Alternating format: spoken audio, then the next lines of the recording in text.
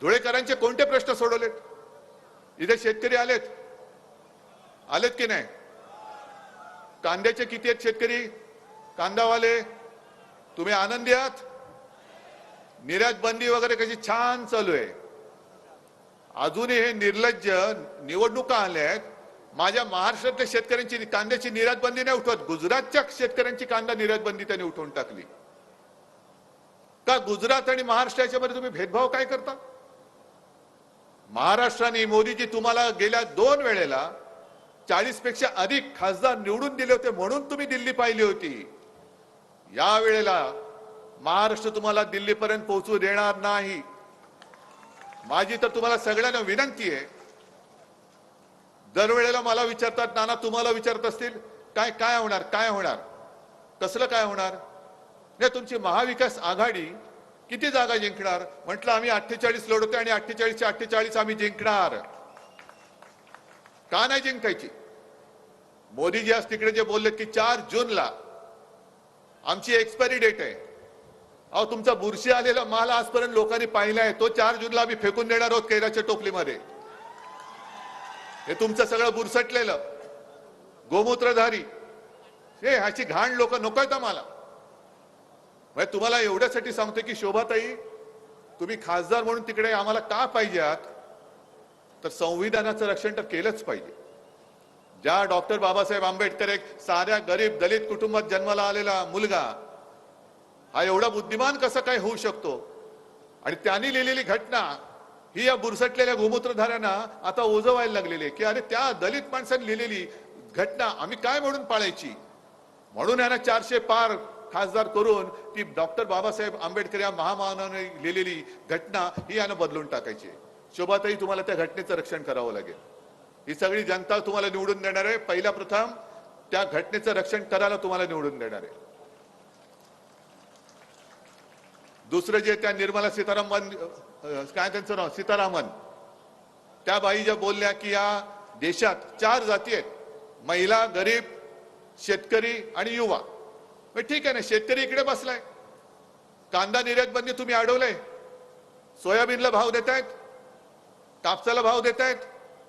आणि मी तुम्हाला उघड प्रश्न विचारतो की आपलं महाविकास आघाडीचं सरकार जेव्हा राज्यामध्ये होतं तेव्हा कापसाला भाव आज मिळतो त्याच्यापेक्षा जास्त होता का कमी होता?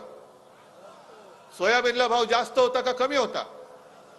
मग गद्दारी केली ती फक्त माझ्याशी नाही केली, शिवसेनेशी नाही, गद्दारी तुमच्या बरोबर केलेली आहे, शेतकऱ्यांशी केलेली आहे, गद्दारी संपूर्ण महाराष्ट्राशी केलेली आहे. महाराष्ट्रामध्ये येणारे सगळे उद्योग हे सगळे ते गुजरातला घेऊन गेले.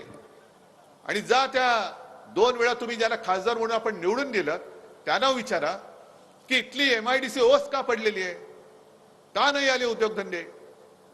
म्हणजे तुम्ही एकतर महिलेचं रक्षण करत नाहीत, ते सुधीर मुनगट्टीवार एवढ्या नीच आणि बिभत्सपणाने, म्हणजे त्यांच्या आई वडिलांचे संस्कार आहेत. मोदीजींच्या व्यासपीठावरती ते बोललेत बहीण भावाच्या नात्याबद्दल, मी ते शब्द उच्चारू सुद्धा शकत नाही, एवढ्या बिभत्सपणाने आणि विकृतपणाने मुनगट्टीवार बसलेत तिकडे आमचे सांस्कृतिक मंत्री. ही संस्कृती महाराष्ट्राची. मुद्दामून तुम्ही बघा ते काय बोललेत बहीण भावाच्या नात्यावरती.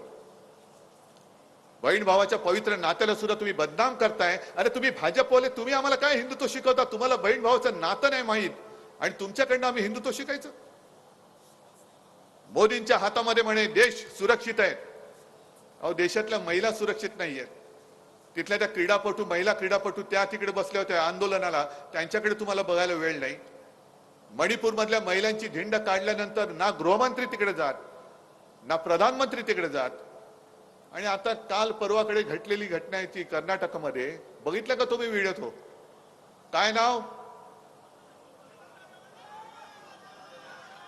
रेवण्णा, प्रज्वल रेवण्णा. म्हणजे मोदींनी जाहीर सभेत सांगितलं या रेवण्णाला मत म्हणजे मला मत. मग त्यांनी केलेले गुन्हे हे तुमच्या माथी मारायचे की नाही मारायचे? मारले पाहिजेत ना. पण तो रेवण्णा आज फरार झालेला आहे. म्हणजे इकडे साध्या साध्या शिवसैनिकांच्या घरी, काँग्रेस कार्यकर्त्याच्या घरी, राष्ट्रवादीच्या कार्यकर्त्याच्या घरी तुम्ही रात्री अपरात्री पोलीस पाठवता. अजूनही दमदाटी सुरू आहे. एक तर भाजपात आहे, मिंध्याकडे जा नाही तर तुरुंगात जा.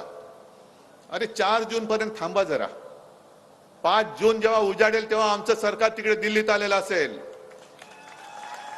मग तुम्ही कोणत्याही बिळात लपा, अगदी सुरतच्या बिळामध्ये जरी लपलात तर ती बिळं खडून काढून तुमच्या शेपट्या धरून तुम्हाला आम्ही उलट लटकवल्याशिवाय राहणार नाही. पण तो प्रज्वल रेवण्णा आज पळून गेलेला आहे. मोदी सरकार तर येत नाहीच, हे बुरसटलेलं सरकार, थापेबाज सरकार परत येत नाही, येऊ द्यायचं नाही. पण जर का हे सरकार पुन्हा आलं तर जो प्रज्वल रेवण्णा आज पळून गेलेला आहे, थांब रे बाबा, एक आवाज देतोय, बस झालं जरा थांब. जो प्रज्वल रेवण्णा पळून गेलेला आहे त्याला हे सन्मानाने बोलवतील, सत्कार करतील आणि केंद्रामध्ये मंत्री करतील महिला आणि बाल कल्याण. काय करणार? कोण तुमचा मंत्री महिला बाल कल्याण? प्रज्वल रेवण्णा, जो अत्याचारी आहे, बलात्कार केलेत, फिल्म्स काढलेत आणि आता फरार आहे. आपलं सरकार आल्यानंतर हा प्रज्वल रेवण्णा कुठे जरी असला तरी खेचत आणून मोदीजी तुमच्या गळ्यामध्ये त्याची जबाबदारी आम्ही बांधल्याशिवाय राहणार नाही. कारण तुम्ही त्याला मत म्हणजे तुम्हाला मताचं सांगितलेलं आहात. अजून त्याच्याबद्दल काय बोलत नाही आहात, शेतकऱ्याबद्दल काय बोलत नाहीत, रोजगाराचा पत्ता नाहीये.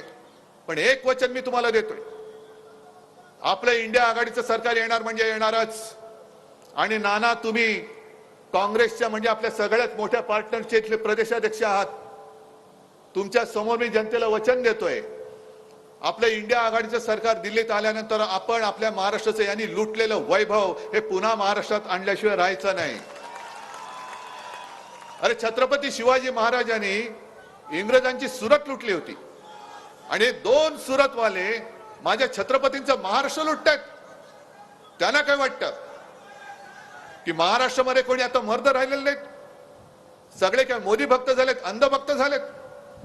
हा महाराष्ट्र जागा आहे आणि महाराष्ट्राच्या मातीमधला पराक्रम आज सुद्धा शिल्लक आहे. मोदीजी, या महाराष्ट्राची जी संस्कृती आहे आम्ही प्रेमाने जरूर आलिंगन देऊ, पण कोणी जर का आमच्या पाठीत वार केला तर मात्र महाराष्ट्र वाघ नख काढल्याशिवाय राहत नाही. हा या मातीचा गुण आहे. आणि म्हणून जास्त मोठं भाषण मी काय करणार नाही. पण तुम्ही सगळ्यांनी ठरवलंय की नाही ठरवलंय? ठरवलंय की नाही? अरे जोरात तरी बोला, काय ठरवलंय? काय ठरवलंय? या वेळेला कोणाला निवडून देणार? शोभाताई. आणि निशाणी काय? बरोबर आहे, हा पंजा आता असा मजबूत. या भ्रष्ट आणि फेकाड्या सरकारला एक अशी थापड मारली पाहिजे की समोर त्यांचा जो उमेदवार आहे त्याचं डिपॉझिट जप्त झालं पाहिजे. आणि ती जप्त करण्याची ताकद ही तुमच्यामध्ये आहे.